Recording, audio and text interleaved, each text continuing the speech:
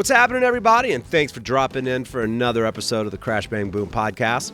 Today's guest is someone I've wanted to catch up with for some time and someone who's been cited as an influence in previous episodes, and especially amongst modern noise rock bands, and drummer Ray Washam. Ray's known for playing with the Big Boys, Scratch Acid, Rapeman, Helios Creed, Ministry, and more. We get into everything from the origins of Scratch Acid to the recording process of Two Nuns and a Pack Mule with Rapeman, as well as his time in Ministry, early drums, and a whole lot more.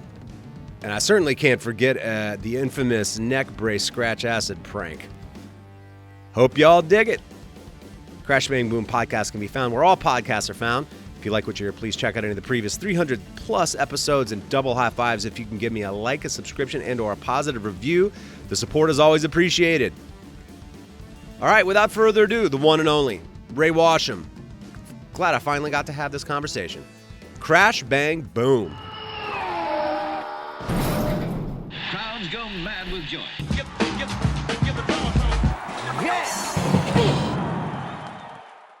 All right, Ray Washam, what's happening, man? Good to see you. You back in Texas? Better to be, I suppose, in snowy Texas rather than fiery LA.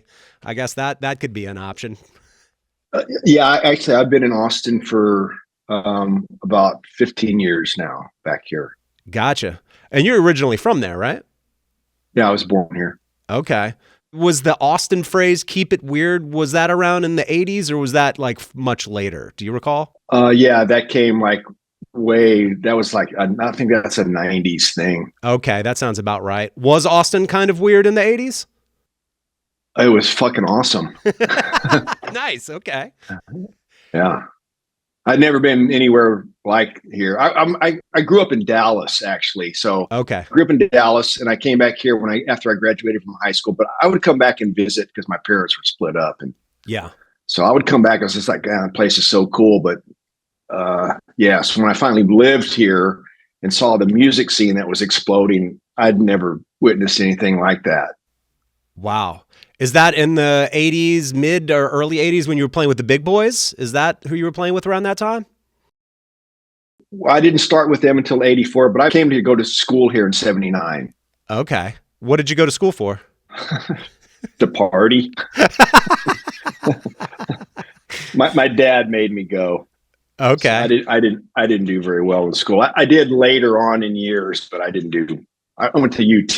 I didn't do well. I wanted to study music, but I just didn't have the wherewithal. There was way too much fun to be had here than to work on studying and going to school. Yeah. You know? Outside of bands that were touring through Austin at the time, were there any local ones that maybe when you were playing with the Big Boys, for instance, that y'all played with? And that could be, again, local and or bands coming through that sort of made what sounds like it was a pretty fun scene at the time in the 80s.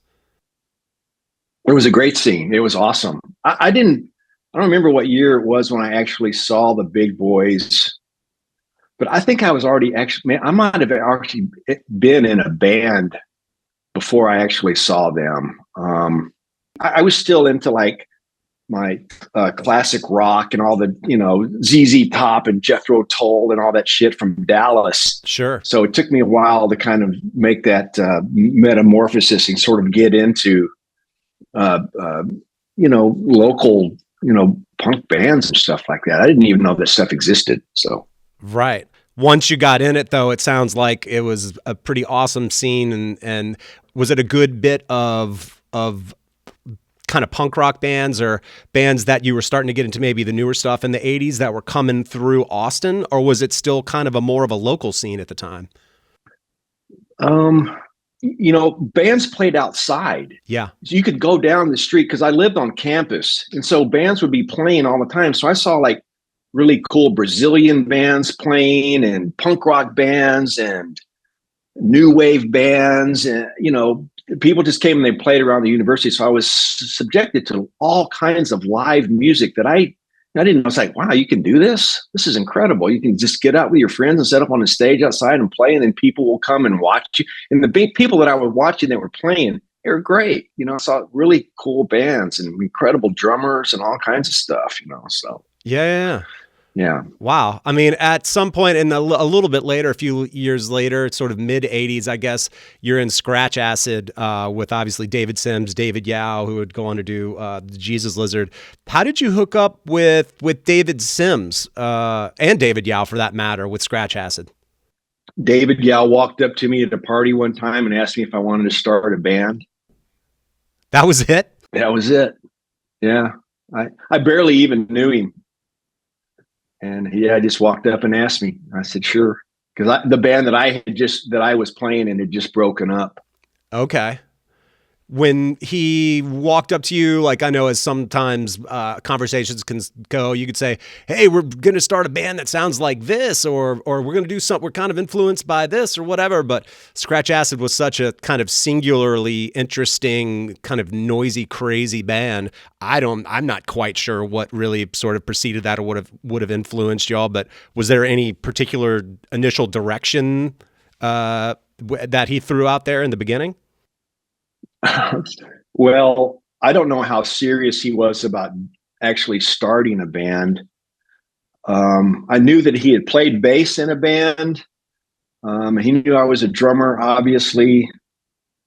Really, all we did was just go over to his house and just listen to records and smoke pot and drink beer and, and listen to music. That's really, and David Sims, to answer that part of the question, David Sims was they lived together. Okay. So David Sims was just there.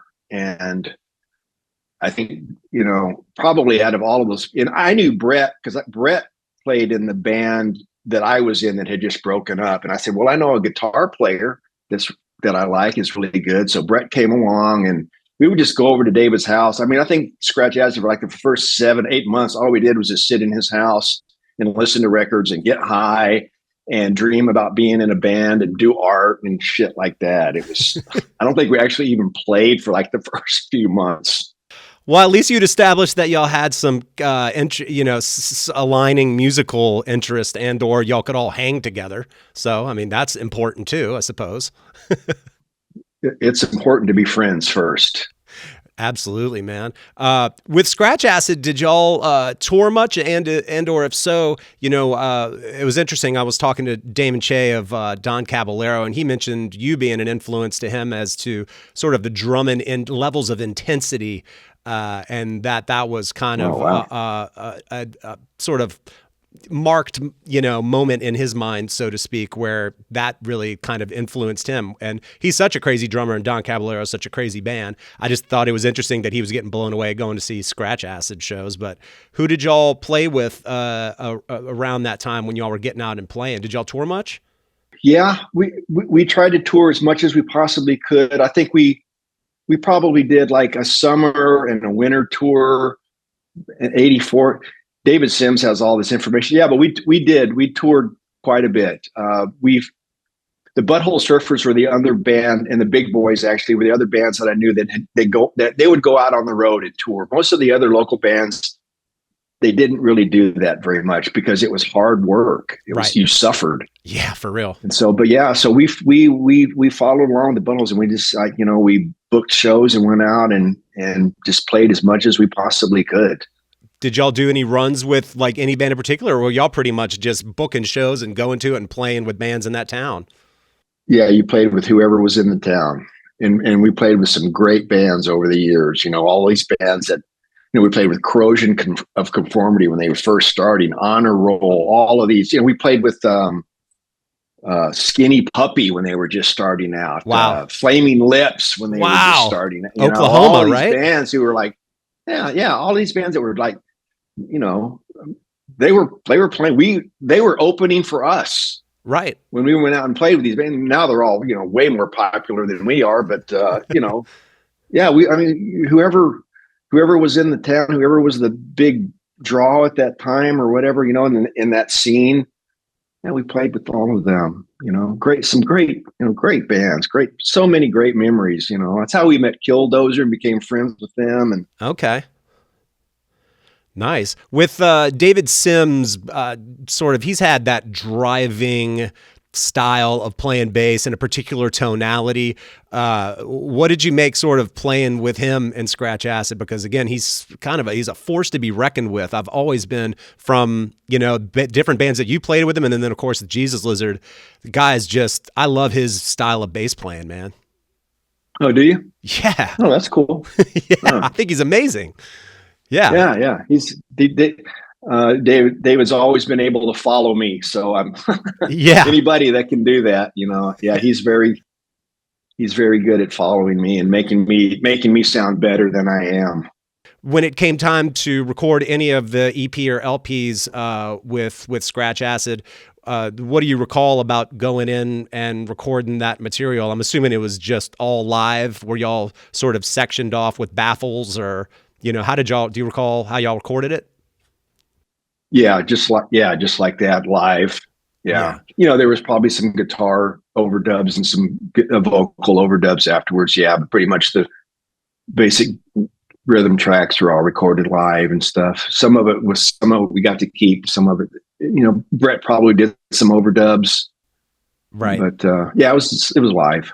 Nice. I mean, I assumed this much. That was, I've been recording in this sort of modern world of click tracks and endless tracks and everything else. So there's always a little bit of magic in some of those recordings, going all the way back to whether it's Zeppelin or Sabbath, all the way to like a Scratch Acid record where there's a rawness and a sort of live feel to it that I do miss a little bit in modern times, Well, a lot of it's not by choice. It's just by necessity, because you don't have, we were booking studio, you have to get in and get out, or you're not going to, be able to pay your rent and stuff. So yeah, get in and record that shit as quick. You go in, you record it one day and then you mix the next day and you're done. And that's, that's how records were done back then. You had 2 days to do it. Right. 3 if you were like rich, Right. Yeah. In some of those shows, because generally speaking, especially at that time, I imagine it was the 4 of y'all roughing it in a fucking van. It was the first couple of tours, and then we were able to afford a sound guy, kind of help us with gear, somebody to kind of help us with sound, and nice. We would take one other person with us. Yeah. Crazy, man. Of those Scratch Acid shows, were there any one in particular? Because, I mean, David Yow has a way of creating a bit of chaos, I feel like, and sometimes those shows can get pretty wild. Was there any in particular where y'all were asking yourselves, what the fuck is going on here? David is such a performance artist, and so he was always doing something that was entertaining, and we were just trying to keep it together. We didn't have a whole lot of money, so we couldn't do anything, but just watching David, he doesn't need a big deal. It's like every show he's going to just do what he does. And it's just entertaining. People obviously like to watch him because he's just going to throw himself on just whatever poor man's Iggy Pop kind of thing or whatever, or whatever, the deal is. But one particular show, he said, I'm going to make some fake poop and act like I'm pulling it out of my butt and throw it at the audience. And so he did that. And that one was kind of memorable. Yeah. We played in Lawrence, Kansas once, and there was at the Outhouse. I don't know if you know where that is. No. The Outhouse in Lawrence, Kansas. And there was all of this wild pot growing all around the building. It was just like wild. Yeah. It was basically hemp, but it was pot, so, and I think David, we went and we just grabbed as much as we were just pulling up plants and grabbing all this stuff. And David just he just stuffed his little, his onesie overalls thing, just stuffed it full of pot. Just came out on stage and David always did something, right. If you're a Jesus Lizard fan, David did shit like that. Absolutely. I love it, man. Congrats, by the way, on the Scratch Acid box set being put out via Touch and Go. It looks great, man. Yeah. Have you had a chance to physically check it out? Well, I just got, Corey sent pictures of it, but the thing that I was most excited about is that the remastering, about how they were able to find the original tapes and remaster, because that greatest gift thing And anything that Touch and Go put off, that stuff was all sampled from the vinyl way back in like the 80s. Wow. At like, 4-bit rate. And, Wow. and I can't listen to that Greatest Gift CD. It sounds horrible. Right. I cannot stand it because Right. they sampled it off of the vinyl literally at that, in 80s technology.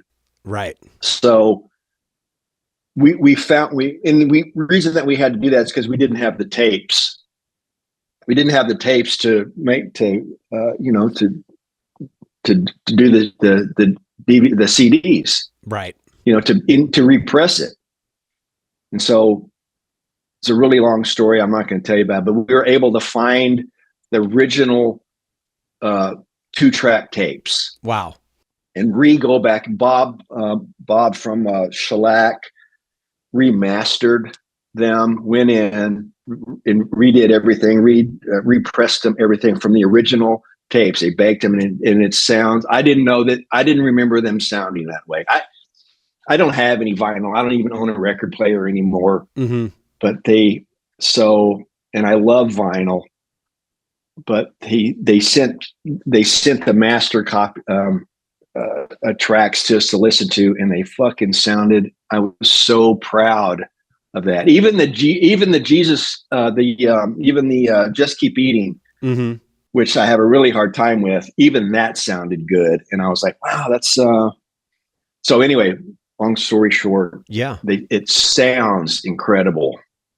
And I was so happy that he was able to get those and remastered from the tape. So it was great.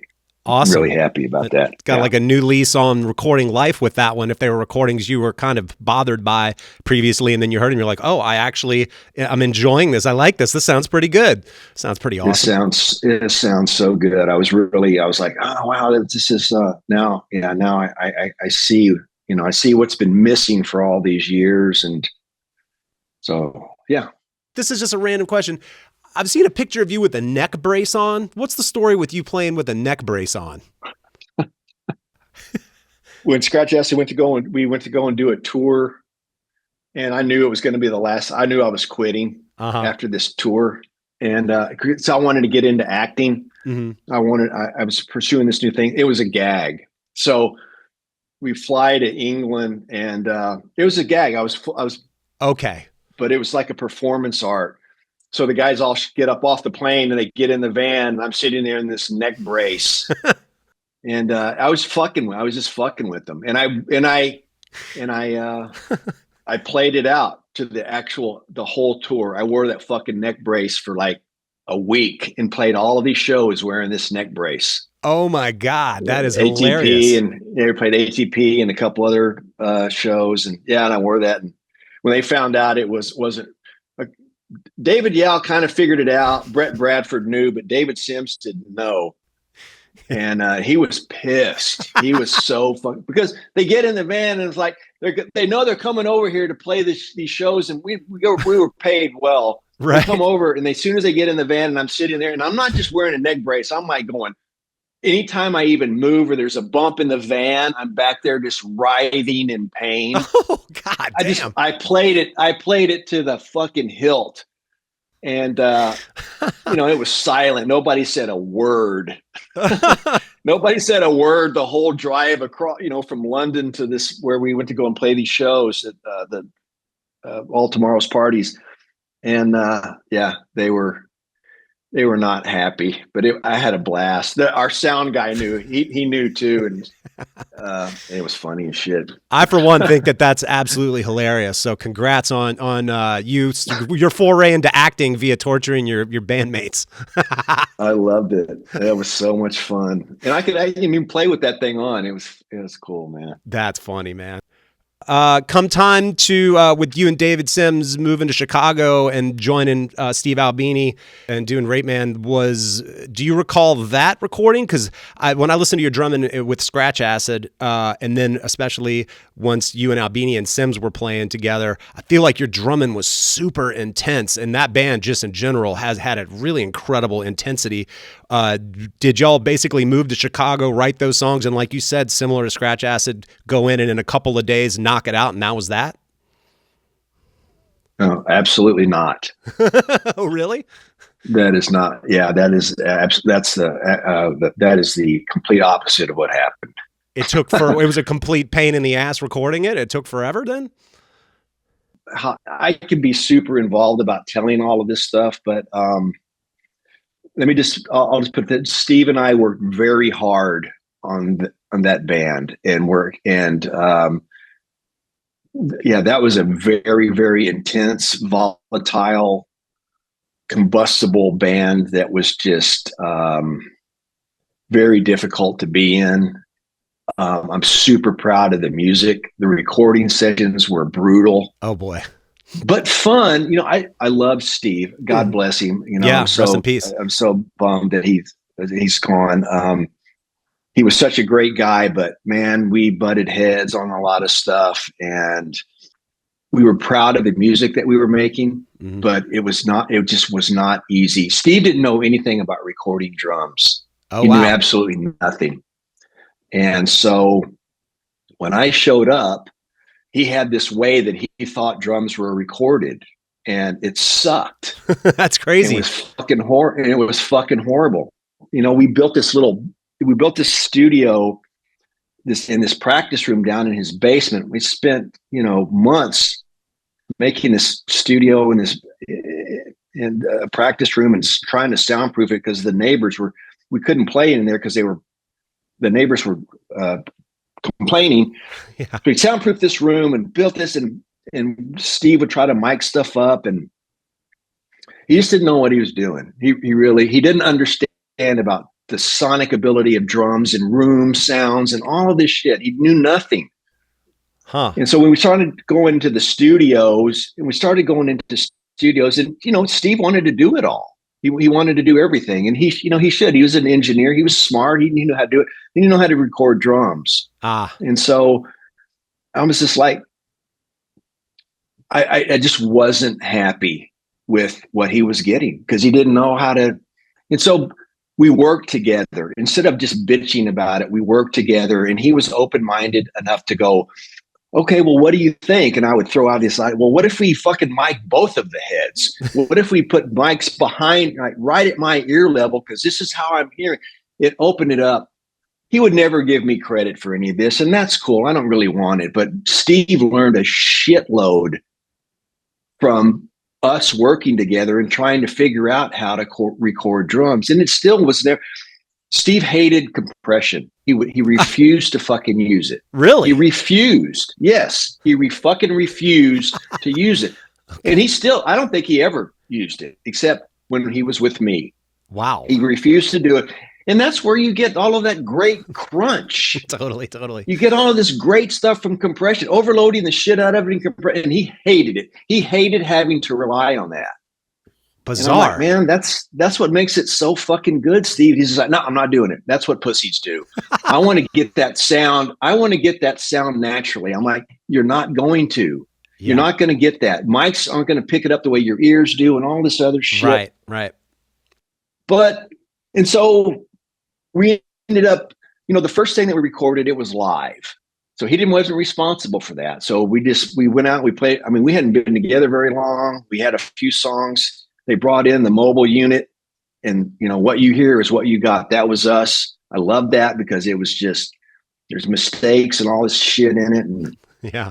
But when we went in to try to do in the studio, we spent so much money because he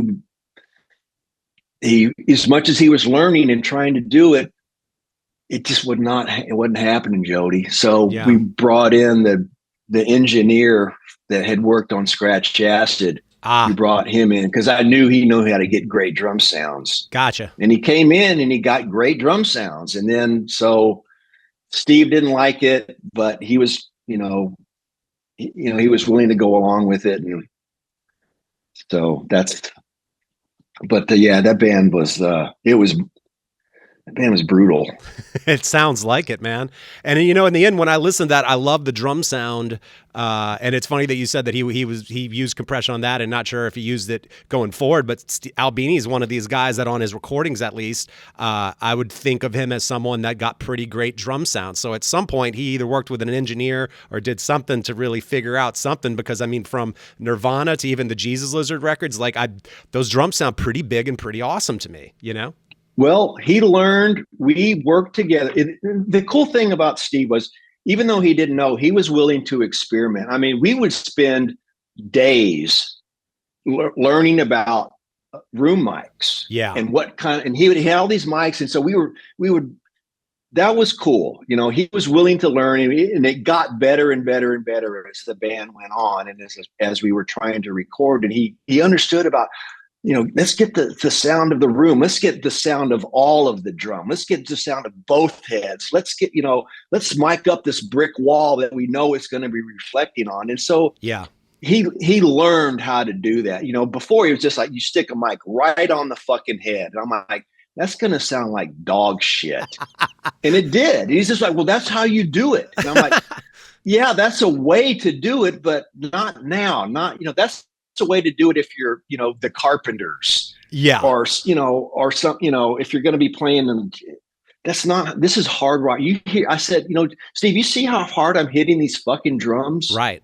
You should be able to get that. You should be able to get that energy. And you're not going to do it if you stick a mic right, 2 inches from the fucking head. So he stopped doing it. He's like, okay, I'm going to back the mic off, and I'll put one close, but then I'm going to put three, and that's when he would be all scientist. He goes, well, the phasing and all of this, and then the cardiology, and then we'd get all scientific and start measuring. Well, I'm going to do this one at 3 feet, and then this one at 6 feet, but I'm going to angle it at 27 degrees when the phase and the lunar phases are coming. He would get all scientific and shit like that. Yeah.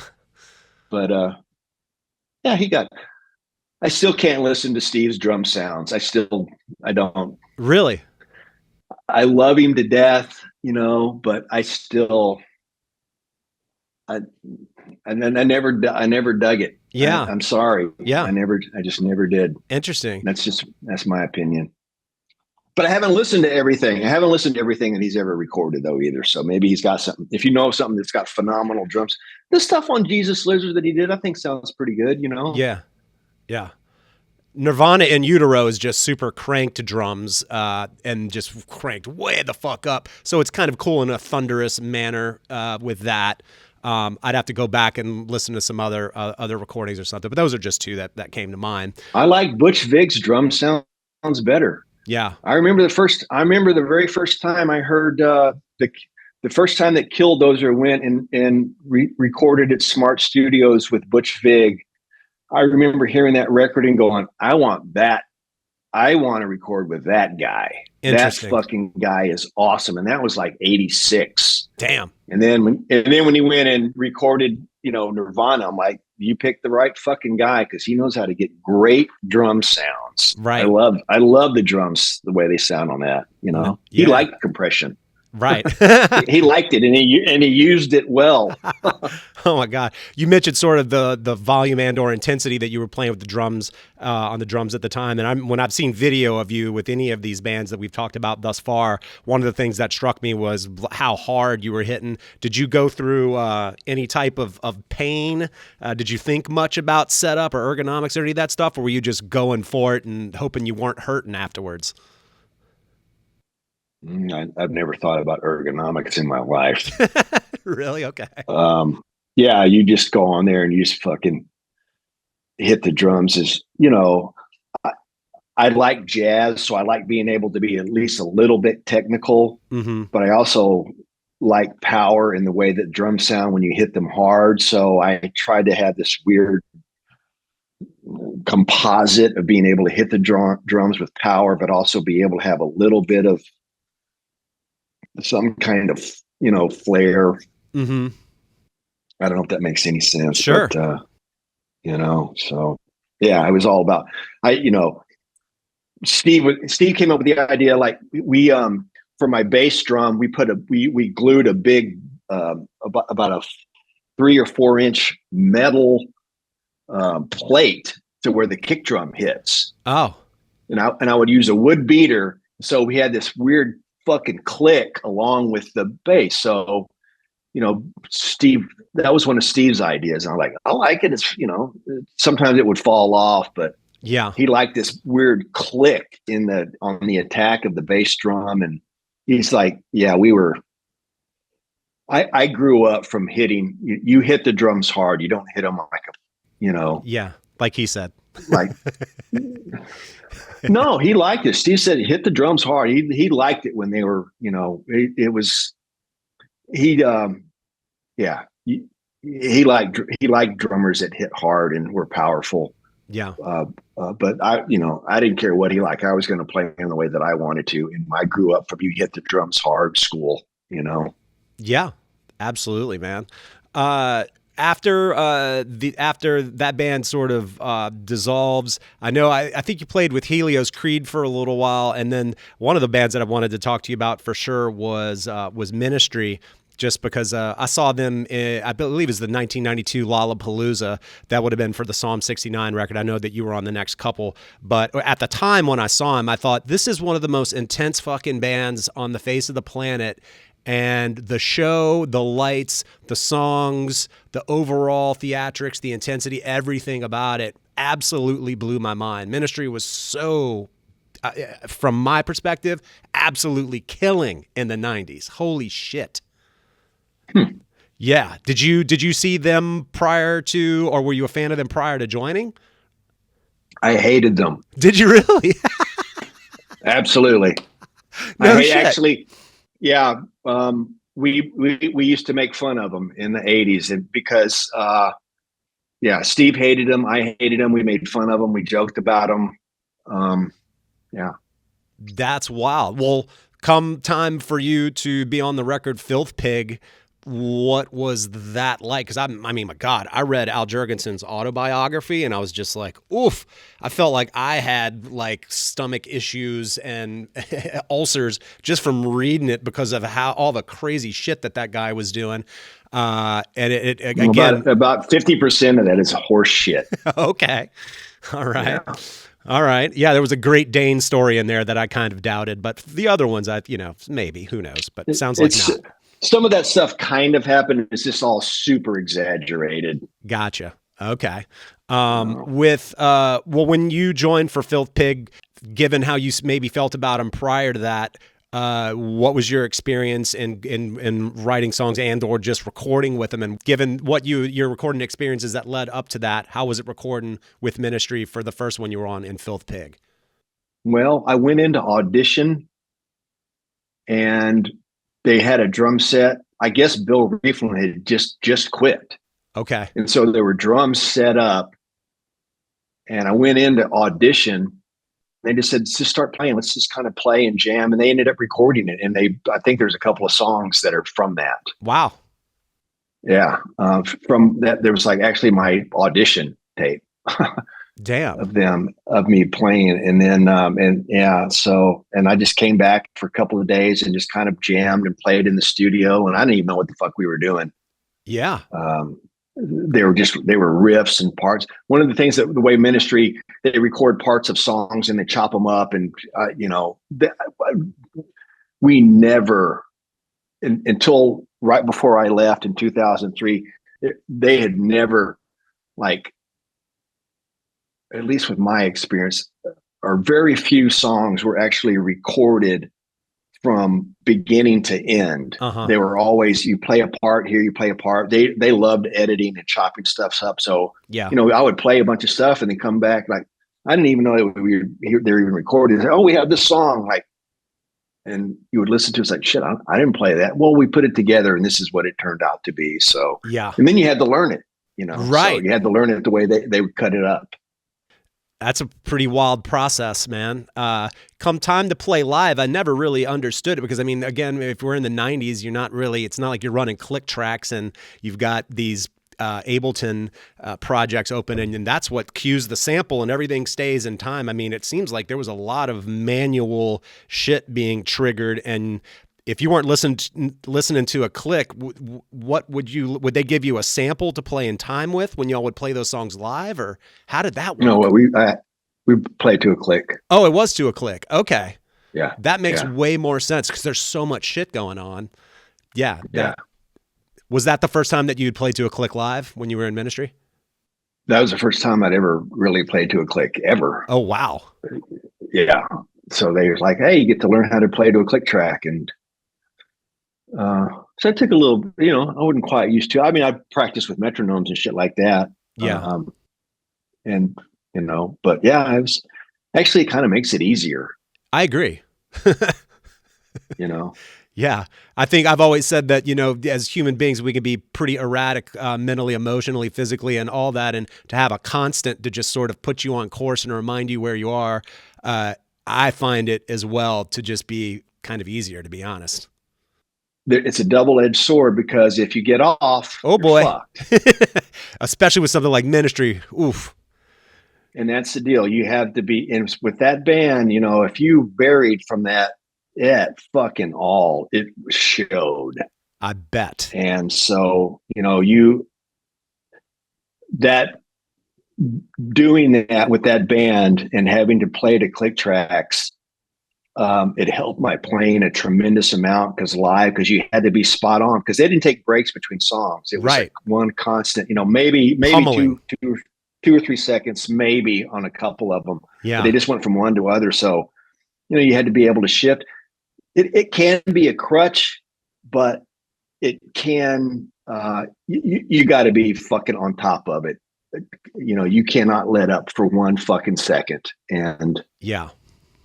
So with the next record you did with Ministry, with Dark Side of the Spoon, it looks like you were accredited for electronics as well. Were you getting into electronics outside of drumming around that time, or do you even know what that accreditation is for?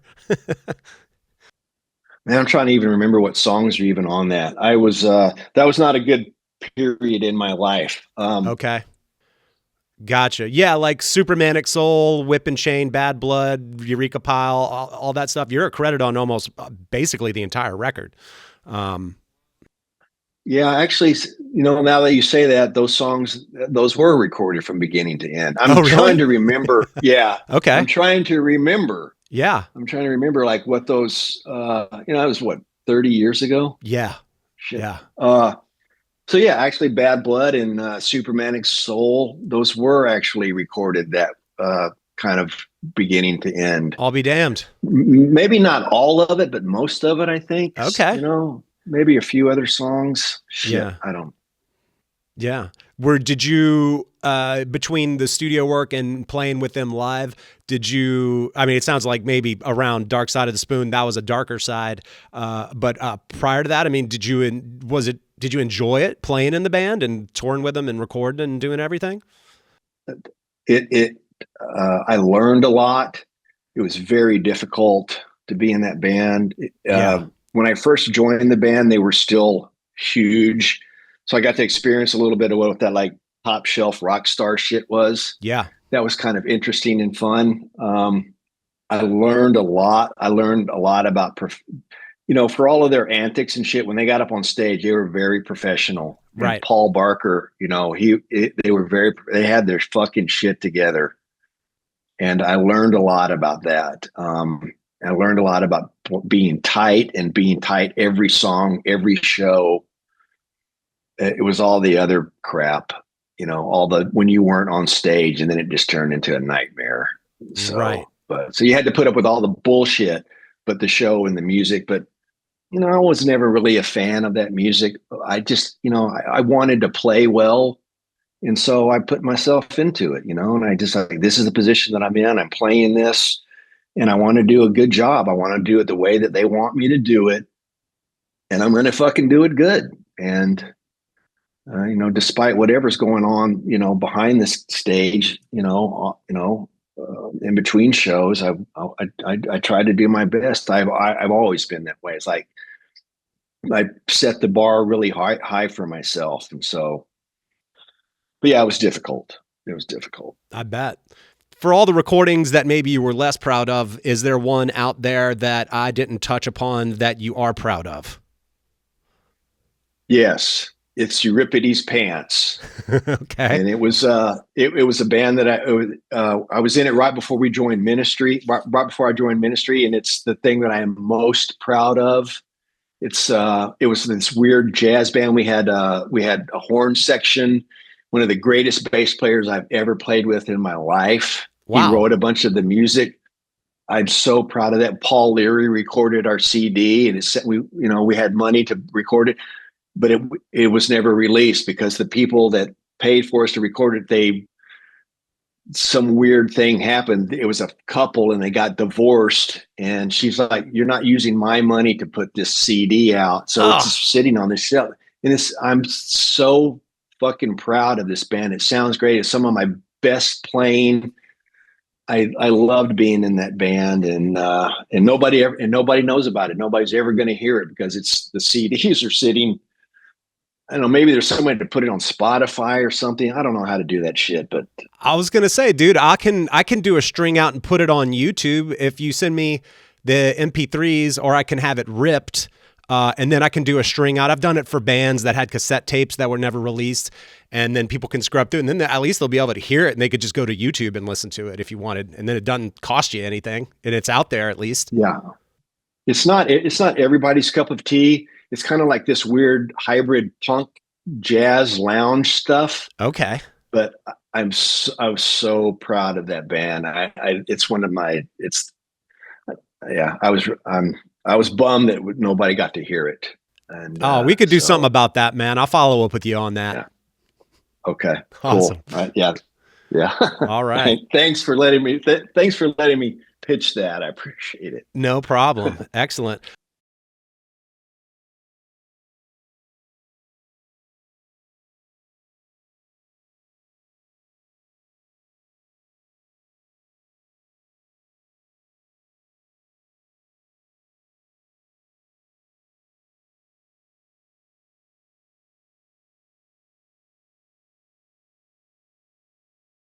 What year do you recall you getting your first drum set?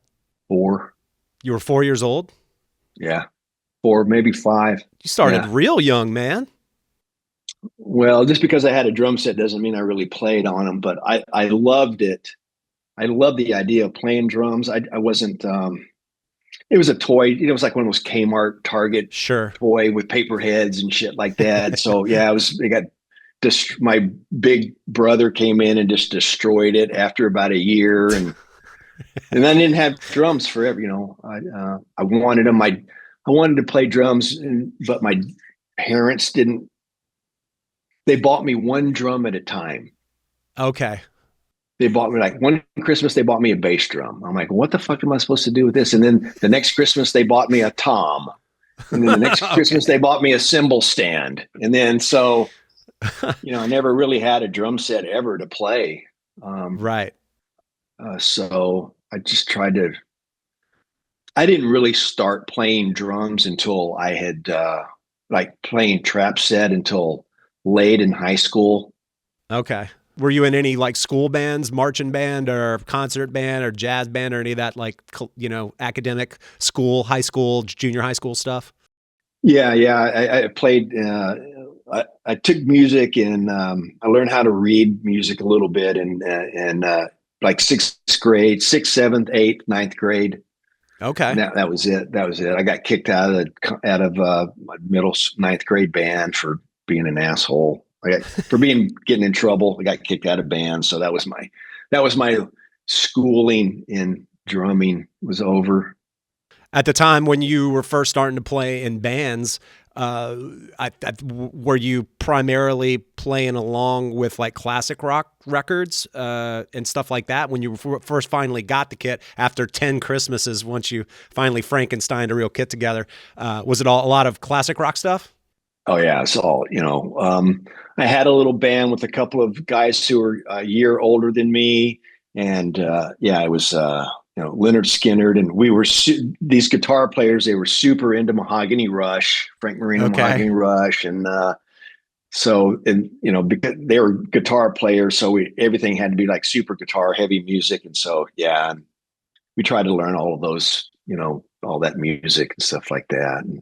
Yeah, I love one of the guys when I spoke to Mac McNeely. I was talking about some of those '70s bands that I dug, whether it was like Captain Beyond or Deep Purple or '76 with like Rainbow with Cozy Powell playing, and just some of those players from the '70s. Still to this day, I listen to those guys a lot. I dig the hell out of their playing.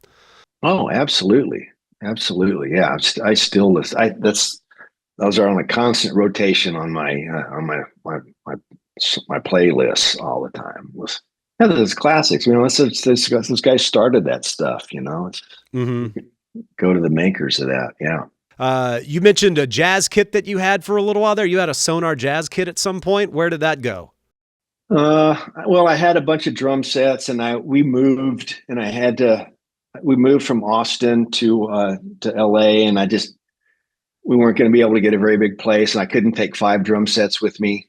And so I had to sell a couple of them. That just breaks my heart. It's one of my regrets in life that I had a couple of really nice Camco sets, actually, that Albini bought me. Really? When we were in Rapeman, these really nice, yeah, they actually belonged to the drummer from Wings.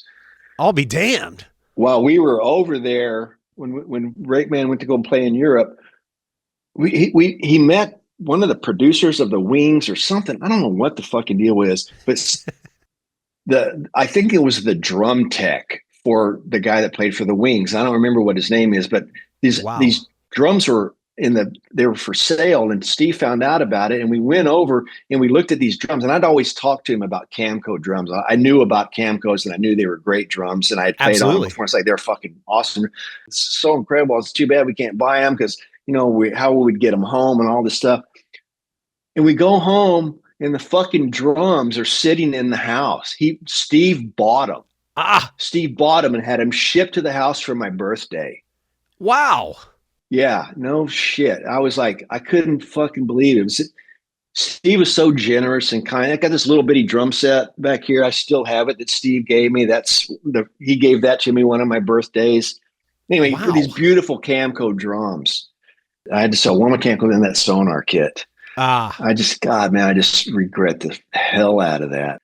I kept 2 sets. I kept my other Camco set and my Premier Resonator kit that I love. It's like I still play it today. It's like the greatest sounding kit I've ever had. Really? Yeah, I fucking love it. Yeah, it's actually I bought it from a guy who used to be in a punk rock band called the Offenders from Austin. And I bought it from him, and it's like they're incredible. It's incredible drums, man. It's a Premier. What's the model? Resonators. They're Resonators. Yeah. Were they made in the '60s, '70s? I think they're from the '80s. I think they're early '80s. Yeah, really. And they just fucking sound amazing. You know what the Resonators are, right? I think so. That shell inside the shell. Dude. So there's no, you can't see any of the lugs or the screws. It's like a shell inside the shell. Man, I got to admit, I feel like I'm a big nerd about drum manufacturers and stuff. I'm not familiar with that model of Premier. Yeah, drums. Look them up, man. They're super cool and they sound fucking great. And I've never changed the heads on them. Right. I still have the same bass drum head that this guy played and from millions of years ago. And they sound fucking great, man. It's my go-to kit. Gotcha. Now that you're back in Austin and not in LA, it sounds like you're able to play every now and again when it strikes you to go bang the skins. Well, my son was born and I quit playing. Wow. Because I didn't want to go out on the road. I wanted to be a dad. I wanted to stay home and raise my son. So I quit. Wow. And a couple, and then there was a couple of Scratch Acid reunions, and a few other people would ask me to play. But I haven't picked up. I just started playing again about 6 months ago. I didn't pick up the drumsticks for 10 years. Wow. Yeah, I put it down. I focus on, I wanted to do something else. Yep. Drumming and being in a band and kind of put a bad taste in my mouth. I just didn't want to do it anymore. And try my hand at doing some acting. It was one of the very first things that I loved to do when I was a little kid. And Yeah. so I just started playing. I just only started playing about 6 months ago. And there's something weird about taking 10 years off, like just completely forgetting about it and not, I had that little kid. I would sit and play. I would sit down at it for 5 minutes but I was just like, yeah, bad. But Right. now that I've somebody called me several months ago and said, hey, we're doing this benefit for our drummer. Would you come and play these shows or could just come and practice? I said, I will. So I started playing and started practicing. And after taking 10 years off, I looked at the drum set completely different. How so? And I had this fresh, well, because I had forgotten so much for one thing. Right. And there was all this muscle memory and stuff. And I just started I just looked at it different. I'm older. There's other things that I care about. I've been listening to different kinds of music, and I was able to sit down and watch some videos of some other people playing, just kind of get some ideas. And I just started working and doing exercises that I had never done before. Weird, like ostinatos and all this kind of stuff. And right. And just started kind of working on other sorts of technique. And the bad thing about taking 10 years off is that because I got old, my muscles can't do what I used to do. So, when I was 30, so although I've lost a little bit of maybe some strength and maybe some speed, I learned how to do some other things. I started focusing on some double bass stuff that I was never a double bass player. I never really didn't care about it. I kind of got into it a little bit in ministry, but I'm like, I want to learn how to do this. I want to learn and kind of and develop this. So I was focusing on some stuff like that. And there's some other kind of techniques that really freshened my approach to the drums. And I'm enjoying it again because I hated it for a while. Yeah. Wow. It's funny you mentioned double bass. I'd waited till 20 yeyears into playing probably before I picked it up, and I've been at it for like 10 years. It's one thing you use your hands every day, and your feet mostly for walking, dancing maybe, but to train your feet to be in time, to be even, to do, rudimental runs, whatever any of that is, I found it to be surprisingly hard as someone who waited so long to get into double bass at the later in 20 years in again. It's a bitch, but I do think it's really good for balance and for timing and everything else if you're willing to get into it. I really think it is. Yeah, it's been a challenge. I'm not very good at it, but and that's why I'm having fun, because it's challenging and I'm getting to learn how to do it. And so that's what makes it fun. I've seen some of these guys who are just like phenomenal double bass drum players. I'm like, I'll never fucking be able to do that. And that's necessarily want to, insanity. but it's just like these guys, like, where did you learn the technique to be able to do that? And totally. Yeah, it's crazy, but it's still fun. Man. It's still fun working on it, That's good. Well, it's good to hear that you reconnected with the instrument. I mean, taking 10 years off, that's pretty wild. How old is your son now? 17. Okay. You're in the teenage world. Yeah, he's graduating from high school in a few months. So, wow. Does any interest with him in the drums or not so much? He did. He started playing. He was in band. He started out playing drums and mallets, and I could help him with that because I know how to play mallets. And he was doing that, and then he kind of got out of that and wanted to do some sports and some stuff out of that. And, it's weird for a kid following. They don't want to do what their parents did. Right. He was good. He would have been good in piano. But he's like, yeah, my dad did music. I want to do something else. And I get it. But he would have been naturally a good player. He had talent. I have a 4-year-old and a 6-year-old boy, and yeah, you can see behind me here, I've got all these drums and, guitars, bass, mics, PA, recording equipment. And I feel like if I don't push them to sit down and try some of this stuff, I don't think in today's modern world with screens and everything else that they're going to be completely fucking distracted by, that they're really going to develop an interest in pursuing it. Yeah. Yeah. Well, also the kids have this instant gratification, and any kind of an instrument, it takes work. You have to practice. That's what I'm saying. You have to practice. And although my son understood about that, it's just, I guess some teenagers are going to be more prone to wanting to practice and get good at something. And there's just so many distractions. I can do this or I can go practice. Well, I'd rather go and do that, because practice is work, And it Yeah, can be exactly. frustrating, It's very frustrating. Yeah, absolutely. Yeah. It's the way it goes. I hear you, man. Well, enjoy the snow in Austin, Ray. And again, thanks for catching up with me, and we'll stay in touch, man. All right. Thanks, Jody. I appreciate it. You have a good one, man. All right, that does it for this one. Thanks to Ray for catching up and going through a veritable time machine for all those stories. I'll try to churn out a few more for this season of the podcast, so stay tuned. 2025, holy shit. Crash, bang, boom.